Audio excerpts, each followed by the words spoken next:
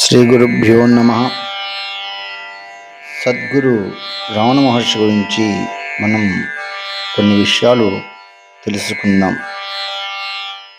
మనం దేవుడు అక్కడ ఉన్నాడు, ఎక్కడ ఉన్నాడు, విష్ణు రూపంలో ఉన్నాడు, మహేశ్వర రూపంలో ఉన్నాడు, లేదా అమ్మవారి రూపంలో ఉన్నాడు, ఇప్పుడు మనం వెతుకుతూనే ఉంటాం. కానీ రమణ మహర్షి వారు దాని గురించి ఒక చక్కటి రూపాన్ని ఇచ్చారు. ఆ రమణ మహర్షి గారు కొన్ని విషయాల గురించి చెబుతూ, ముందు మీరెవరు, నేనెవరు అని గ్రహించుకోగలగాలి.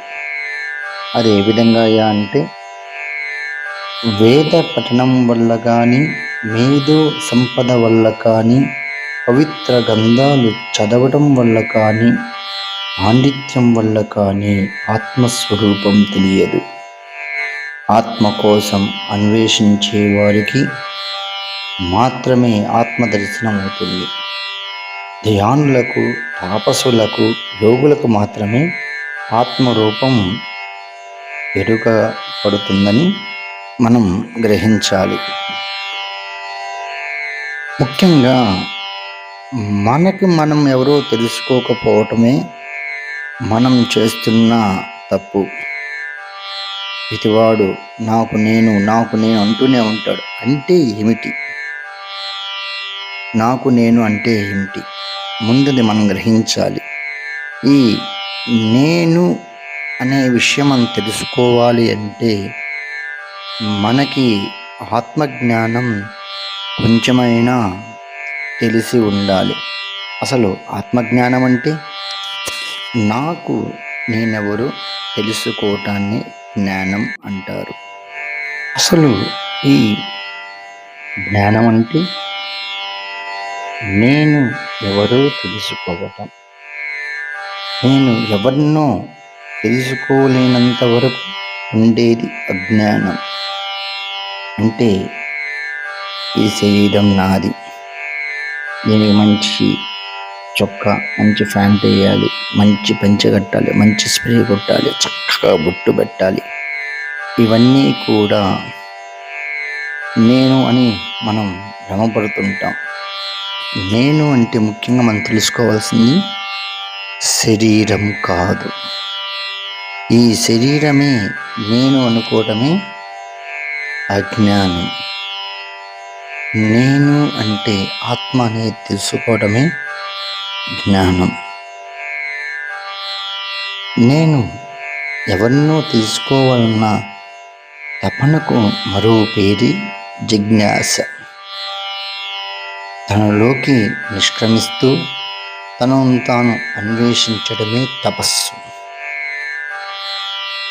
తపస్సుకు మూలం తపన, ధ్యానానికి ఆధారం ఆత్మ, తపస్సుకు గమ్యం ఆనందం, ఆత్మకు అవధి ఆనందం.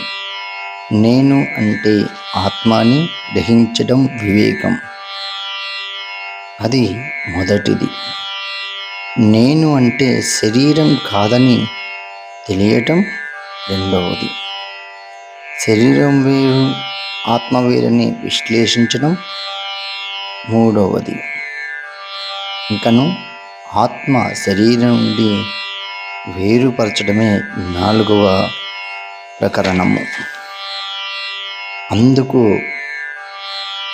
నిర్బంధంగా ఆత్మకు సర్వసమర్పణ కావాలి. అందుకు హృదయ కుహరంలోనికి నిర్భయంగా, నిర్మోహంగా ప్రవేశించాలి. అక్కడికి శూన్యంలో శూన్యమై తన్మయం కావాలి. ఇది ముఖ్యంగా రమణ మహర్షి వారు తన చిన్నప్పుడే చేసి ఉన్నాడు. కానీ ఈ యొక్క ఆధునిక యుగంలో నన్ను నేను తెలుసుకోవటం మర్చిపోయి నేనే ఈ శరీరము, నేను ఏది చేసినా అది ఈ శరీరంతోనే జరుగుతుంది. సుఖమంటే శరీరంతోనే ఉంటుంది. ఒక మంచి ఆహారం తీసుకుంటే అది గొప్ప రుచికరమైన సంతృప్తిని, ఒక మంచి సువాసన స్వీకరిస్తే ఎంతో ఆనందకరంగా ఉంటుందని, ఒక ఆహ్లాదకరమైన కంటికి వింపైన ఒక వస్తువు చూస్తే అది నాకు కావాలని, ఇవన్నీ కూడా శరీరం తన నోటి ద్వారా, తన ముక్కు ద్వారా, తన కళ్ళ ద్వారా గ్రహిస్తూ ఇవన్నీ నావి, వీటి వల్లే నేను సంతృప్తి పొందుతాను అని ఈ యొక్క శరీరంతో మనకు మనం ఆనందపడుతుంటాం. కానీ ఈ శరీరానికి లోపల ఇంకొక సూక్ష్మ శరీరం ఉంటుందని, దానిని ఆత్మ అంటారని పెద్దలు చెబుతూ ఉంటారు. ఈ శరీరం క్షీణిస్తుంది కానీ ఆత్మకు నాశనం లేదని భగవద్గీతలో శ్రీకృష్ణ పరమాత్మ చెప్పినట్టు ఆ ఆత్మే నేను అని గ్రహించగలగాలి.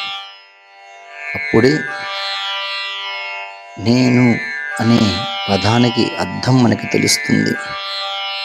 అది గమనించినాడు మనం ధ్యాన సిద్ధిలో ఉన్నప్పుడు మనకు మనం తెలుసుకోగలుగుతాము.